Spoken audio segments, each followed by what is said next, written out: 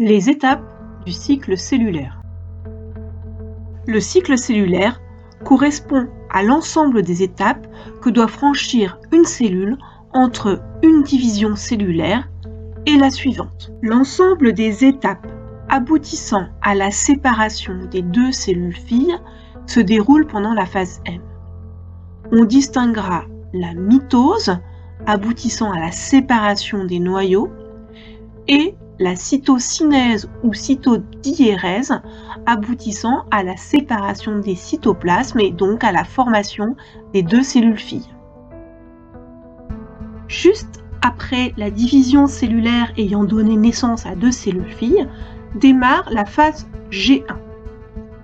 Cette phase ne comporte pas d'activité au sens du cycle cellulaire, pas de changement de l'aspect du noyau, ni de la quantité d'ADN. D'où le G pour gap en anglais qui signifie lacune ou repos. Il y a pourtant une activité métabolique intense, notamment la synthèse d'ARN et de protéines, ainsi que le début de formation de nouveaux organites. Cette phase a une durée variable, elle dure en général une dizaine d'heures. C'est la phase principale de régulation du cycle cellulaire, elle peut se prolonger jusqu'à ce que les conditions d'entrée en phase S soient réunies.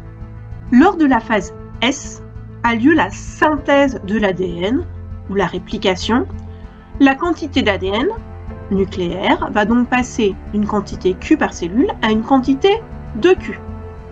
L'activité métabolique n'est pas interrompue, elle se poursuit de manière régulière.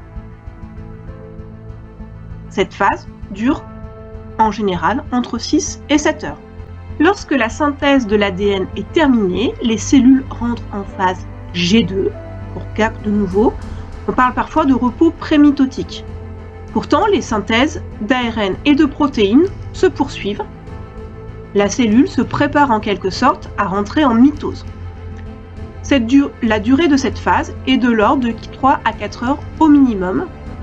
Durant la phase M va se dérouler la mitose, qui se caractérise par des changements cytologiques profonds, notamment au niveau du noyau, avec l'apparition de chromosomes visibles, et qui se finit par la cytocinèse ou la cytodiérèse. À la fin de la mitose, chacune des deux cellules fines formées contient une quantité Q d'ADN et entre à nouveau en phase G1.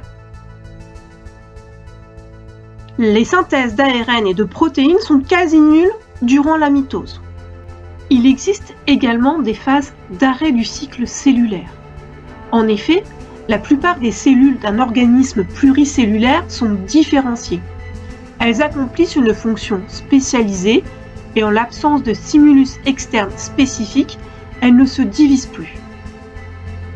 On dit que ces cellules sont en phase G0, une phase quiescente issue de la phase G1. Cependant, sous l'effet de stimulus externes, notamment la présence de facteurs de croissance, la plupart des cellules gardent la possibilité de reprendre un cycle cellulaire actif et de se diviser. Il existe une autre phase d'arrêt du cycle cellulaire, dit la phase G-death, phase préparatoire à la mort cellulaire par apoptose.